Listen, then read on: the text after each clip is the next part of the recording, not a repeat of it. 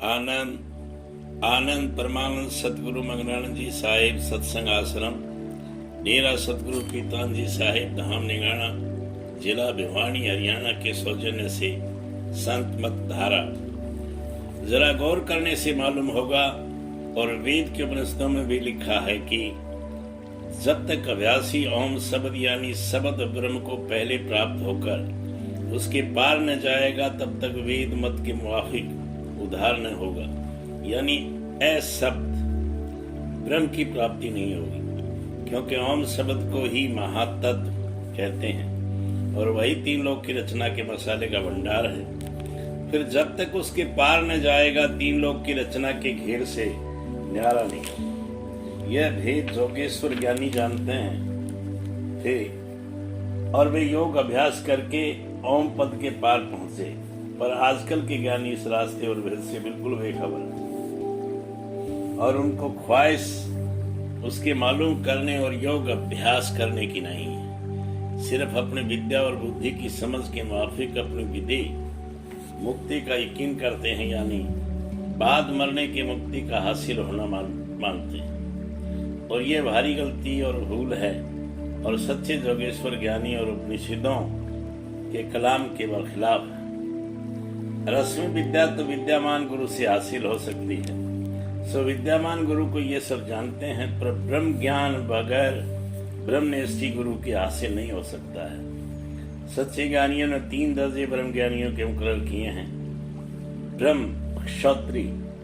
ब्रह्मनिष्ठी, ब्रह्म संतुष्ट। ब्रह्म क्षौत्री विद्वान ज्ञानी को कहते हैं, ये अव्वल सीढ़ी है। ऐसे ब्रह्म और ज्ञानी से जीव का कार्य नहीं हो सकता जब तक कि वह पढ़े और सुने के माफिक निष्ठा यानी अभ्यास नहीं करे। ब्रह्मनिष्ठी अभ्यासी को कहते हैं कि वह अभ्यास करके ब्रह्म पद को पहुंचना चाहता है, और ब्रह्म संतुष्ट उसको कहते हैं जो ब्रह्म पद को प्राप्त होकर शांत स्वरूप हो गए। अब ख्याल करो कि जितने ज्ञानी आजकल नजर आते हैं वे सब विद्वान हैं, यानी विद्या पढ़कर उन्होंने ब्रह्म का निश्चय किया है। यह निश्चय इल्मी और अक्ली है। जीव का कल्याण इससे नहीं हो सकता, और जब तक कि उस विद्या के माफिक अमल यानी अभ्यास नहीं किया जाएगा, और वह अभ्यास अंतर्मुख उपासना ब्रह्म पद की है, यानी प्रेम और भक्ति के साथ जो अभ्यास की संतों ने इस वक्त में जारी फरमाया है, उसकी कमाई करके पिंड देश से न्यारे होकर ब्रह्मांड में चढ़कर पहुंचना, क्योंकि प्राणायाम का अभ्यास जो पिछले वक्त में जारी था जीवों से बिल्कुल नहीं बन सकता। उसके संयम वगैरह निहायत कठिन है। इन मतों के अभ्यास की कमाई बगैर मदद अभ्यासी यानी निष्ठावान यानी संतुष्ट गुरु के किसी तरह मुमकिन नहीं है। इससे साफ जाहिर है कि यह वाचक ज्ञानी सिर्फ विद्या में अटक रह गए और अंतर्मुख अभ्यास इनसे नहीं बना। इस वास्ते इन्होंने अभ्यासी गुरु का खोज नहीं किया, और जो कोई ऐसा गुरु मिले तो उसके बचने को भी नहीं मानते और नहीं ही सुनते। ये लोग साफ खिलाफ वचन सच्चे जोगेश्वर वेदांती या ज्ञानी और वेद मत की कार्रवाई कर रहे हैं, और फिर अपनी गलती और भूल के मन हठ और अहंकार से कायल नहीं होते। यही हाल कुल मतों के लोगों का है। ये अपने आचार्यों के वचन के बरखिलाफ कार्रवाई कर रहे हैं, यानी नीचे के दर्जे की बातों में अटक रहे हैं, या अपने मन और बुद्धि के वसीले से बाहर मुख पूजा इजाद नहीं जारी करके जीवों को उसमें भरमा रहे हैं, और अपने रोजगार के खातिर सच्ची बात को छिपाते चले आए हैं। यहाँ तक कि अब भी उन सच्ची बातों से आप भी बेखबर रह गए, और जो कोई उन बातों को जनावे उससे विरोध करते हैं, और बावजूद के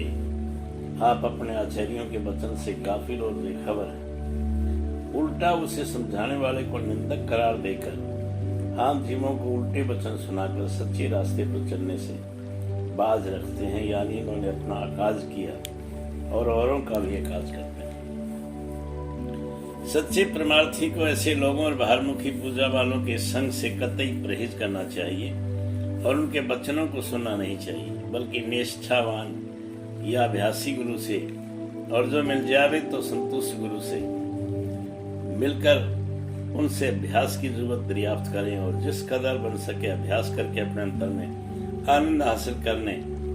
और जीते जी अपनी मुक्ति होती हुई देखना चाहिए। संत सतगुरु और साधु गुरु की पहचान संत मत में संत सतगुरु या साधु गुरु की खास पहचान यही रखी है, ये कि सूरत सब मार्ग के भेदी और अभ्यासी हों और घट का भेद जुगत अभ्यास की मैं नाम स्थानों और शब्दों के समझाते हैं और सिवाय इसके दूसरे किस्म के अभ्यास की धात न करते हैं। ये कि दर्दी खोजी को पूर्ण वचन सुनकर और अभ्यासियों की हालत देखकर दिल में शांति और आनंद पैदा होगा और जिस कदर उसके संशय और संदेह दूर होते जाएंगे, प्रश्नों के पूरे जवाब मिलते जाएंगे, उसी कदर उसकी प्रीति और प्रतीत संत सतगुरु या साधु गुरु के चरणों में बढ़ती जाएगी और अंतर में सतगुरु दयाल की दया के परिचय पाकर यकीन मजबूत होता जाएगा और प्रेम दिन दिन बढ़ता जाएगा। इससे बढ़कर यानी वचन और वेद से ज्यादा कोई पहचान नहीं है कि जिससे सच्चे परमार्थी के दिल में थोड़ा बहुत यकीन पैदा हो कि यहाँ से मेरा परमार्थी काम बनेगा। ये कि जो कुछ अरसे तक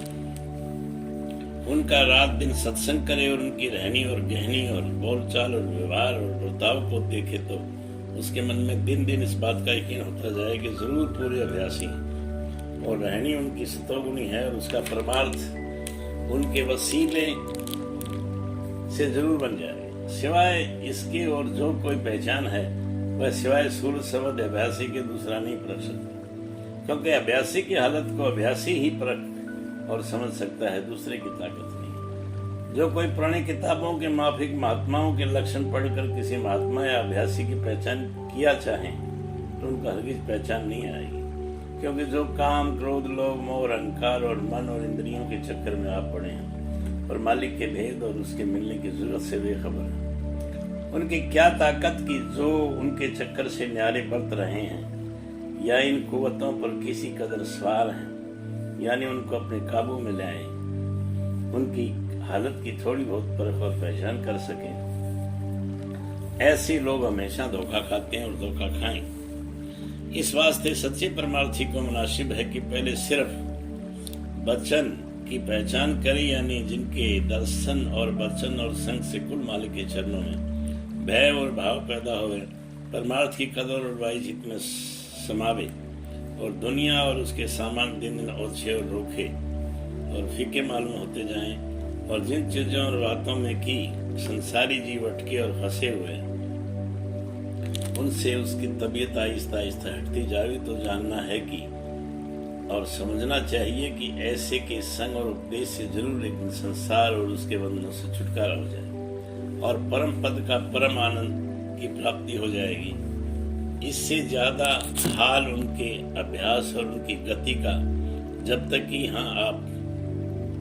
कोई दिन अभ्यास नहीं करेगा तब तक नहीं मालूम होगा। फिर उन्हीं का कोई दिन सत्संग करें और जब उनकी रहनी और बर्ताव थोड़ा बहुत देख लें तब उनमें अपना गुरु भाव लाएं और जिस कदर बने उनकी आज्ञा अनुसार कार्रवाई परमार्थ की करें और जिस बात में कसर पड़े उसके दूर होने के वास्ते उनकी और सतगुरु दयाल की दया मांगते रहें। आहिस्ता आहिस्ता एक दिन उसका कार्य सिद्ध हो जाएगा। आनंद आनंद।